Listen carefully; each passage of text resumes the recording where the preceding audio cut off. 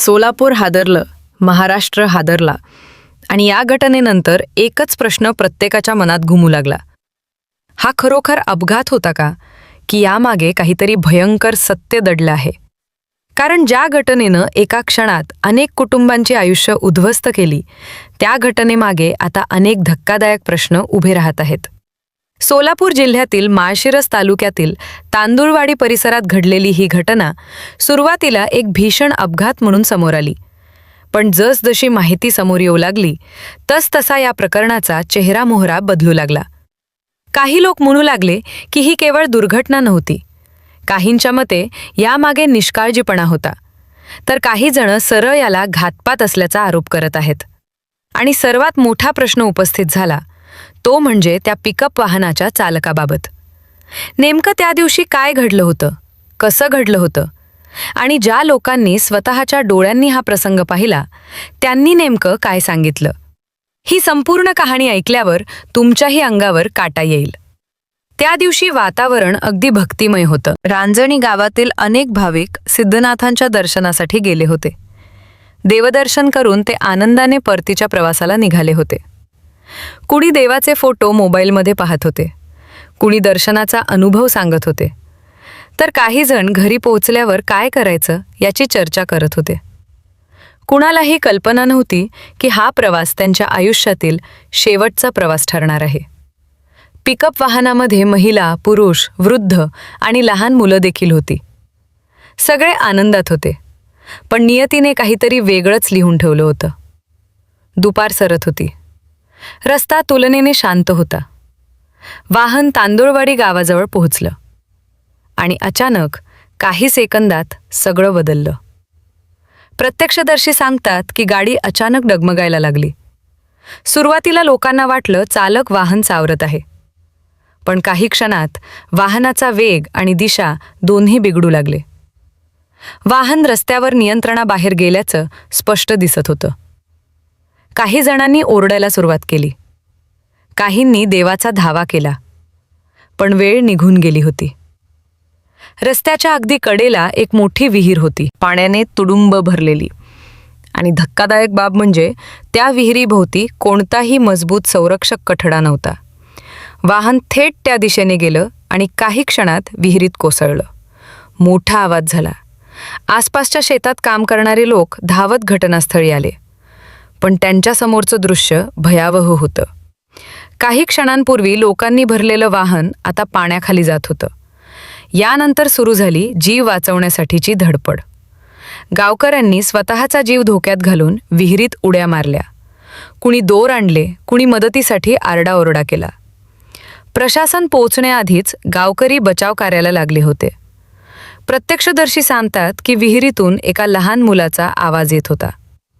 ते दृश्य इतकं हृदयद्रावक होतं की अनेकांच्या डोळ्यात अश्रू आले. गावकऱ्यांनी एकामागून एक लोकांना बाहेर काढण्याचा प्रयत्न सुरू ठेवला, मात्र दुर्दैवाने वेळ निघून गेली होती. काही जणांना वाचवण्यात यश आलं, पण अनेकांना वाचवता आलं नाही.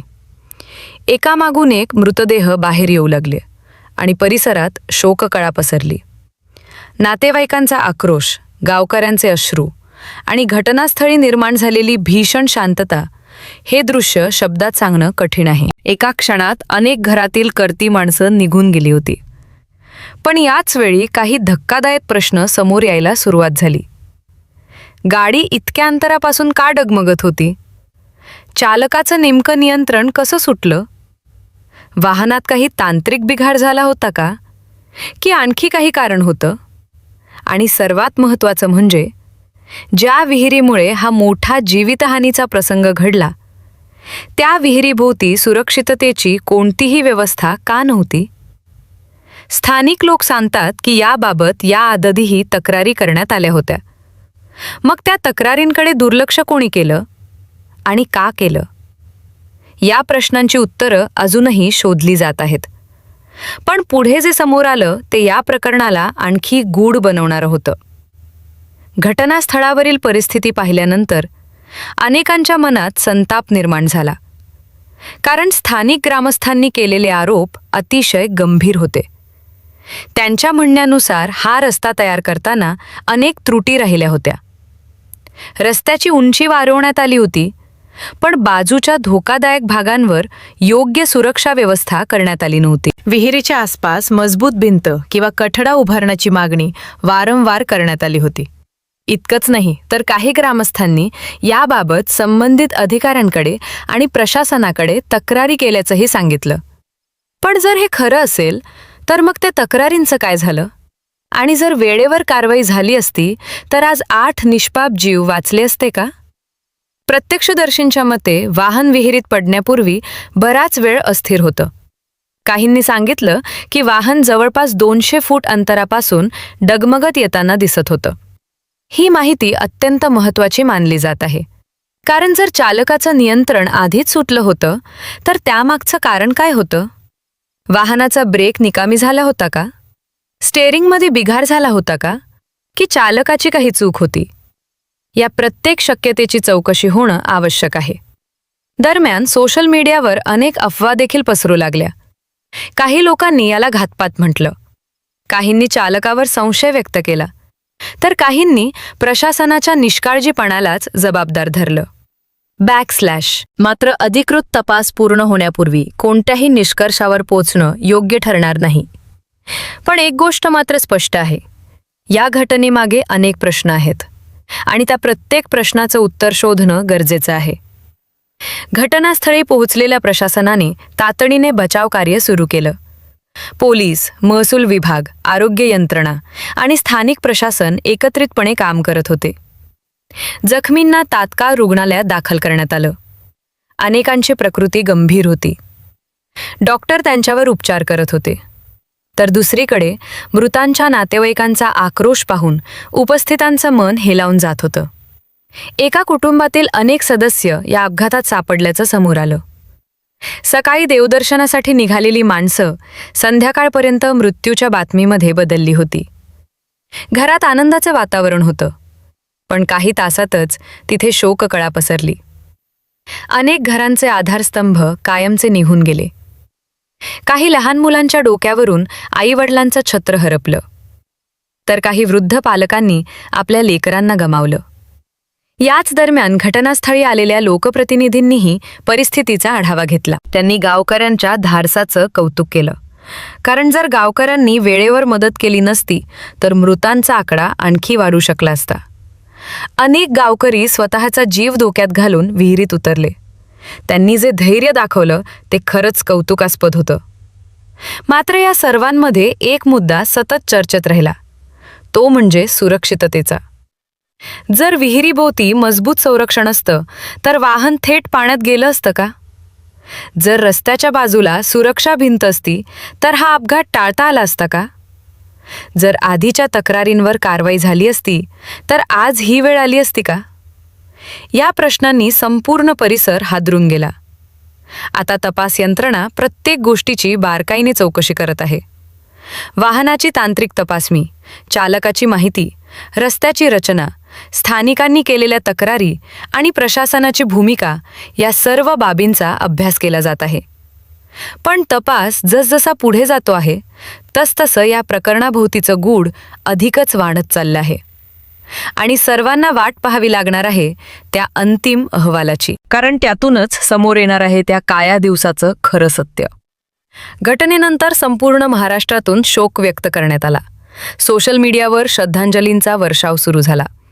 अनेकांनी या घटनेतील मृतांना भावपूर्ण श्रद्धांजली अर्पण केली, तर अनेकांनी दोषींवर कठोर कारवाईची मागणी केली. कारण लोकांच्या मनात एकच भावना होती, या निष्पाप जीवांचा बळी नेमका कोणामुळे गेला? घटनानंतर राज्याच्या सर्वोच्च पातळीवरूनही या प्रकरणाची दखल घेण्यात आली. मृतांच्या कुटुंबियांना आर्थिक मदत जाहीर करण्यात आली.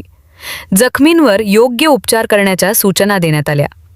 पण कोणतीही आर्थिक मदत त्या कुटुंबांचं दुःख कमी करू शकत नाही, कारण त्यांनी गमावलेली माणसं परत येणार नाहीत. आजही तांदुळवाडी परिसरात त्या घटनेच्या आठवणी जिवंत आहेत. ज्या विहिरीने 8 जणांचे जीव घेतले त्या विहिरीकडे पाहताना गावकऱ्यांच्या डोळ्यांसमोर तो काळाकुट्ट दिवस उभा राहतो. लोक सांगतात की त्या दिवशीचा आक्रोश आजही त्यांच्या कानात घुमतो, पाण्यातून मदतीसाठी होणाऱ्या हाका, नातेवाईकांचा आक्रोश आणि मृतदेह बाहेर काढताना दिसलेली दृश्य त्यांनी आयुष्यात कधीही विसरणार नाहीत. या घटनेनं अनेक मोठे धडे दिले आहेत. सुरक्षिततेकडे दुर्लक्ष किती महागात पडू शकतं याचं हे जिवंत उदाहरण आहे. रस्ते बांधताना, धोकादायक ठिकाणी संरक्षण व्यवस्था उभारताना आणि नागरिकांच्या तक्रारी ऐकताना प्रशासनाने किती गंभीर असायला हवं हे या घटनेनं पुन्हा एकदा दाखवून दिलं आहे. मात्र अजूनही काही प्रश्न अनुत्तरित आहेत. चालकाचं नेमकं नियंत्रण का सुटलं? वाहनात काही बिघाड होता का? रस्त्याच्या सुरक्षेबाबतच्या तक्रारींकडे दुर्लक्ष कोणी केलं? आणि सर्वात महत्त्वाचं म्हणजे भविष्यात अशी घटना पुन्हा होऊ नये यासाठी काय केलं जाणार आहे? या प्रश्नांची उत्तरं मिळणं अत्यंत आवश्यक आहे. आज त्या मृतांच्या कुटुंबियांसाठी प्रत्येक दिवस संघर्षाचा आहे. सकाळी उठल्यावर त्यांना आपल्या प्रिय व्यक्तीची आठवण येते. जे लोक कालपर्यंत त्यांच्यासोबत होते ते आज कायमचे दूर गेले आहेत. अनेक घरांमध्ये अजूनही शोककळा आहे. काही घरांमध्ये चूलही पेटलेली नाही, कारण दुःख इतकं मोठं आहे की शब्दही अपुरे पडतात. पण या अंधारात एक गोष्ट आशेची आहे. ती म्हणजे गावकऱ्यांनी दाखवलेलं माणुसकीचं दर्शन. स्वतःचा जीव धोक्यात घालून इतरांचे प्राण वाचवणारे हे लोक खरे नायक ठरले. त्यांनी सिद्ध केलं की संकट कितीही मोठं असलं तरी माणुसकी अजून जिवंत आहे. आता संपूर्ण राज्याचं लक्ष तपासाच्या निष्कर्षाकडे लागलं आहे. कारण सत्य काहीही असो ते समोर येणं गरजेचं आहे. जर हा अपघात असेल तर त्यामागची कारणं स्पष्ट व्हायला हवीत. जर निष्काळजीपणा असेल तर जबाबदारांवर कारवाई व्हायला हवी. आणि जर कुठलाही गंभीर दोष आढळला तर त्याची शिक्षा देखील व्हायला हवी. कारण गमावलेले जीव परत येणार नाहीत, पण त्यांना न्याय मिळणं आवश्यक आहे. मित्रांनो, एका क्षणाच्या दुर्लक्षामुळे किती मोठी शोकांतिका घडू शकते याचं हे अत्यंत वेदनादायी उदाहरण आहे. या घटनेने संपूर्ण महाराष्ट्राला हादरवून सोडलं आहे. मृतांना भावपूर्ण श्रद्धांजली आणि जखमींना लवकर बरे होण्यासाठी प्रार्थना. पण या कहाणीचा शेवट अजून झालेला नाही, कारण तपास पुढे सुरू आहे. नवे तपशील समोर येत आहेत आणि त्या काळ्या दिवसामागचं खरं सत्य अजूनही शोधलं जात आहे. अखेर त्या दिवशी नेमकं काय घडलं होतं? चूक कोणाची होती? आणि त्या 8 जीवांच्या मृत्यूसाठी जबाबदार कोण?